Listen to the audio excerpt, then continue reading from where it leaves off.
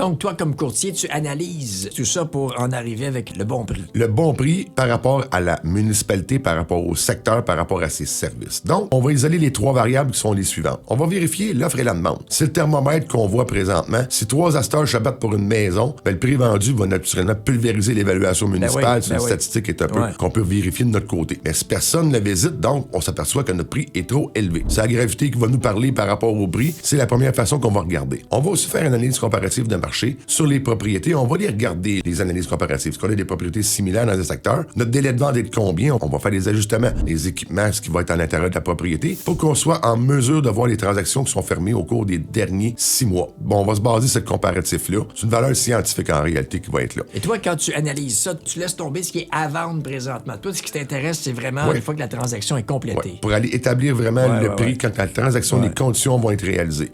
Et toi, le troisième point, on va regarder l'état du moment. Naturellement, je refais un petit peu un parallèle avec le COVID, les surenchères et compagnie.